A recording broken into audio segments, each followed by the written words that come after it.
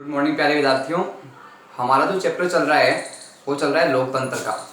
लोकतंत्र के चैप्टर के अंतर्गत हमने प्रीवियस वीडियो में अध्ययन किया हमारे जो लोकतंत्र के जो विशिष्ट सिद्धांत है उनके बारे में हमने चर्चा की। लोकतंत्र के जो सिद्धांत और दृष्टिकोण बताए गए वो 5 सिद्धांत और दृष्टिकोण बताए गए हैं। पहला जो सिद्धांत और दृष्टिकोण है परंपरावादी उदारवादी सिद्धांत और दृष्टिकोण, उसका अध्ययन हम प्रीवियस वीडियो में कर चुके हैं।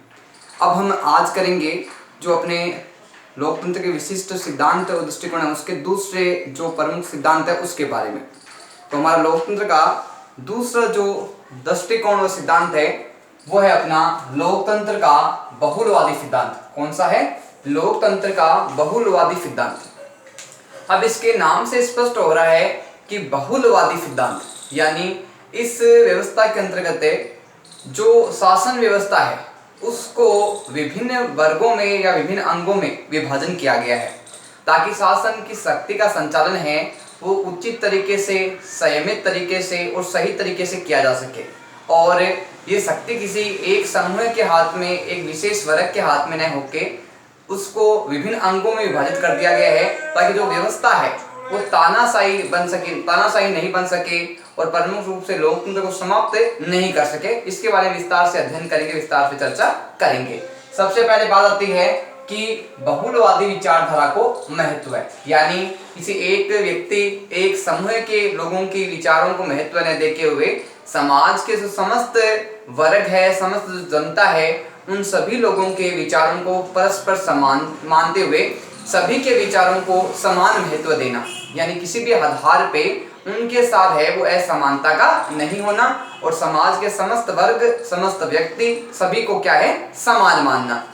बात आती है समाज के संघात्मक स्वरूप में विश्वास। जो लोकतंत्र का जो बहुलवादी सिद्धांत है वो प्रमुख रूप से क्या है, संघात्मक जो व्यवस्था है, संघात्मक जो स्वरूप है उसमें विश्वास करता है। अब आते हैं संघात्मक व्यवस्था क्या होती है। तो संघात्मक व्यवस्था के अंतर्गत हम देखते हैं कि शासन की शक्तियों का विभाजन केंद्र सरकार और राज्य सरकार के मध्य होता है। संघात्मक व्यवस्था में जो शासन की शक्तियों का विभाजन होता है वो केंद्र और राज्यों के बीच में होता है। केंद्र के दायित्व निर्धारित किए होते हैं, राज्य के दायित्व निर्धारित किए होते हैं, लेकिन दोनों की अगर आपस में तुलना करें तो केंद्र है वो राज्य की तुलना में ज्यादा शक्तिशाली और ज्यादा मजबूत दिखाई देता है। लेकिन यहाँ एक बात स्पष्ट है कि शक्तियों का विभाजन संघात्मक व्यवस्था के अनुसार किया गया, यानी केंद्र सरकार और राज्य सरकार के मध्य शक्तियों का विभाजन है वो प्रमुख रूप से संघात्मक व्यवस्था में किया गया है।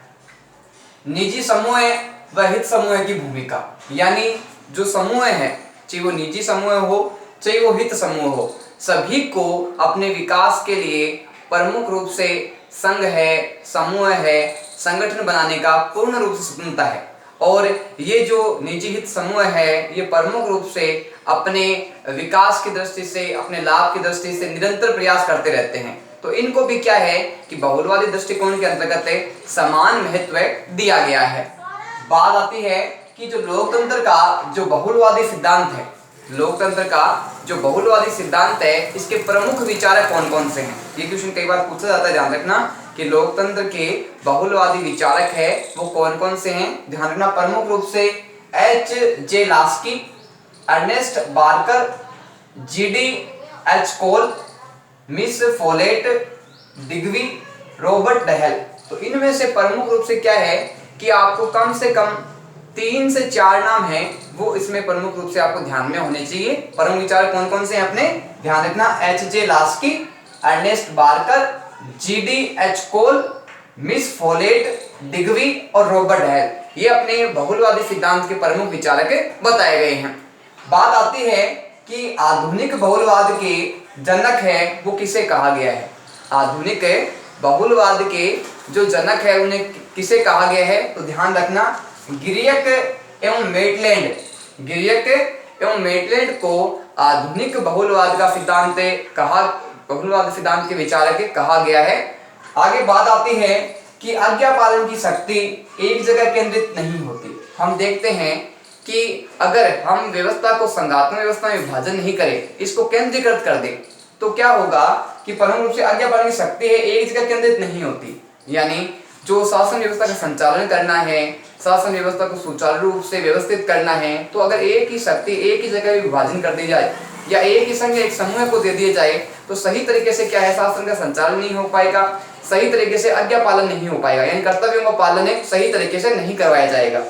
बात आती है शक्ति का अनेक अंगों में विभाजन। लेकिन जब हम शक्ति का अनेक अंगों में विभाजन कर देते हैं, अनेक अंगों में बंटवारा कर देते हैं, तो हम प्रमुख रूप से देखते हैं कि जो आज्ञा पालन का जो दायित्व है, शासन का सही तरीके से चलाने का जो संचालन का जो दायित्व है, व्यवस्थाएं बनाए रखने का दायित्व है और विभिन्न प्रकार की जो समस्याएं हैं उनके समाधान का जो दायित्व है वो प्रमुख रूप से लगातार सही तरीके से चलता रहता है। लेकिन उसको अगर हमें एक ही जगह पे केंद्रित कर दे, एक समूह के अंदर के समस्त शक्तियों को दे दे, तो क्या ये समस्त कार्य नहीं हो पाएंगे। इस कारण जो बहुलवादी सिद्धांत है वो प्रमुख रूप से कहा जाए तो संघात्मक व्यवस्था के शासन पे प्रमुख रूप से कार्य करता है। बात आती है आगे लोकतंत्र का विशिष्ट वर्गीय सिद्धांत। लोकतंत्र का हमने बात की थी, लोकतंत्र के सिद्धांत तो दृष्टिकोण की बात चल रही है, इसमें तीसरा अपना जो सिद्धांत और दृष्टिकोण आता है वो आता है लोकतंत्र का विशिष्ट वर्गीय सिद्धांत और दृष्टिकोण। यहाँ बात आई है विशिष्ट वर्गीय।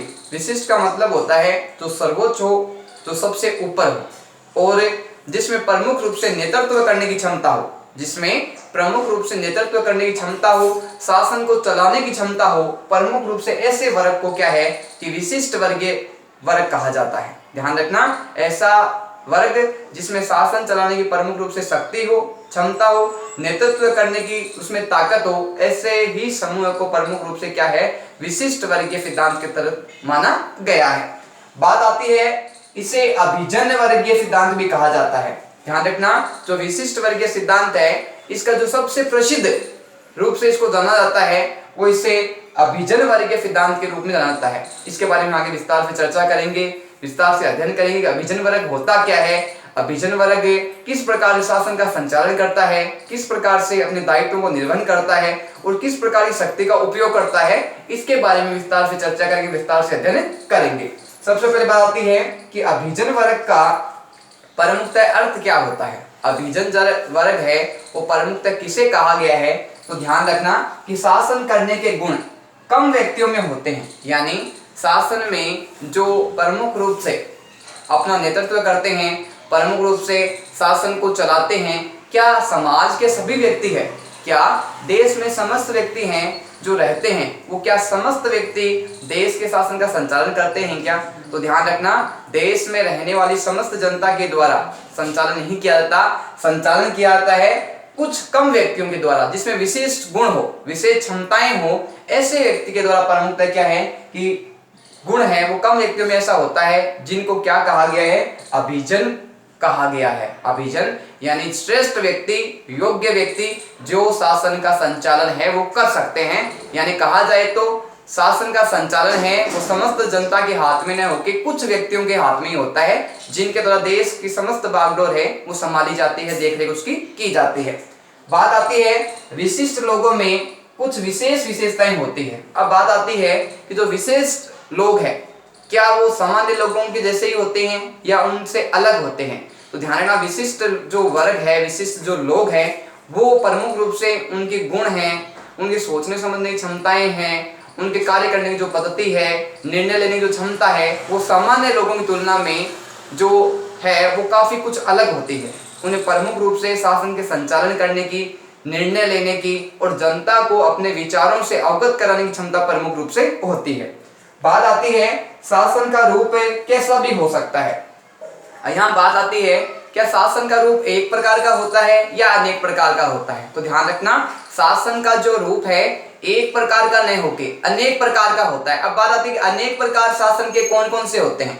तो ध्यान रखना, लोकतंत्र का शासन भी हो सकता है, राजतंत्र का शासन भी हो सकता है, सैनिक शासन भी हो सकता है और प्रमुख रूप से तानाशाही शासन भी हो सकता है। लेकिन हम इन चारों शासनों में से अगर तुलना करें कि सबसे उपयुक्त शासन व्यवस्था कौन सी है, तो ध्यान रखना लोकतंत्र, राजतंत्र, तानाशाही और सैनिक शासन की बात करें तो लोकतंत्र का जो शासन है वो सबसे उपयुक्त और सबसे महत्वपूर्ण शासन माना गया है, क्योंकि इसमें जनता के जो विचार है, जनता की जो विशिष्ट योग्यताएं हैं, जनता की जो समस्याएं हैं और जनता के व्यक्तित्व के विकास पर जो ध्यान दिया जाता है वो प्रमुख रूप से लोकतंत्र में ही दिया जाता है। जबकि अन्य जो व्यवस्थाएं हैं वो प्रमुख रूप से समाज के हितों को कुचलने का प्रयास करती है, समाज के विकास को विशेष महत्व नहीं देती, अपने हितों को विशेष महत्व देती है।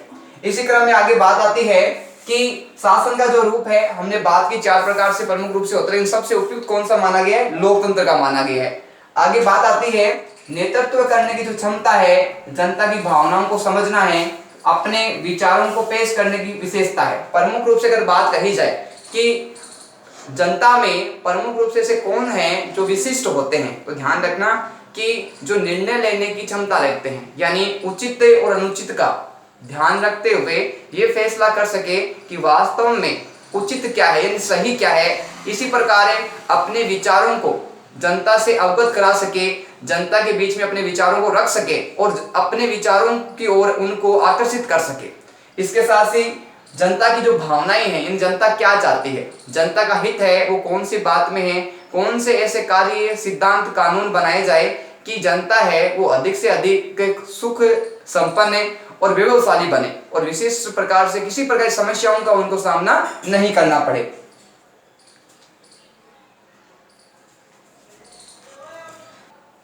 अब बात हम आगे करते हैं कि जो अपना ये विशिष्ट वर्ग है, जो अपना अभिजन वर्ग है, इसके बारे में विस्तार से चर्चा, थोड़े से कुछ महत्वपूर्ण बिंदु है इसके, उनके बारे में करते हैं। बात आती है कि इसके जो अन्य नाम है प्रमुख रूप से, हमने एक तो इसके बात की थी विशिष्ट वर्ग को अभिजन वर्ग भी कहते हैं, इसके अलावा कुछ अन्य नामों के रूप में भी क्या है, सिद्धांत को जाना जाता है। तो बात आती है कौन कौन से इसके अन्य नाम है, ध्यान रखना, विशिष्ट वर्ग, सत्ता वर्ग, शासक वर्ग, शक्ति वर्ग। इन नामों से भी क्या है कि विशिष्ट वर्गीय सिद्धांत को प्रमुखतः जाना जाता है, लेकिन विशेष तौर पे अगर कहा जाए तो अभिजन वर्ग के रूप में यह सिद्धांत प्रचलित रहा है। बात आती है शासन में निर्णायक की भूमिका निभाते हैं ये जो विशिष्ट लोग होते हैं, यानी जो शासन करते हैं, ऐसे कुछ ही व्यक्ति होते हैं जो शासन करते हैं, तो इनमें विशेषता किस बात की होती है, ध्यान रखना, निर्णायक की भूमिका निभाते हैं। निर्णायक यानी क्या सही है क्या गलत है। एक प्रकार से कहा जाए तो जैसे अपने जो मैच होते हैं उनमें जो निर्णायक होता है वो कौन होता है, एम्पायर होता है। ठीक उसी प्रकार शासन में ये निर्णायक कौन होते हैं, जो प्रमुख रूप से कुछ व्यक्ति जो शासन करते हैं, ये प्रमुख रूप से शासन से संबंधित, समाज से संबंधित, देश से संबंधित जो निर्णय लेते हैं, इन्हीं निर्णायकों के द्वारा प्रमुख रूप से निर्णय लेते हैं, वो इनको एम्पायर की भूमिका भी ये प्रमुख रूप से निभाते हैं।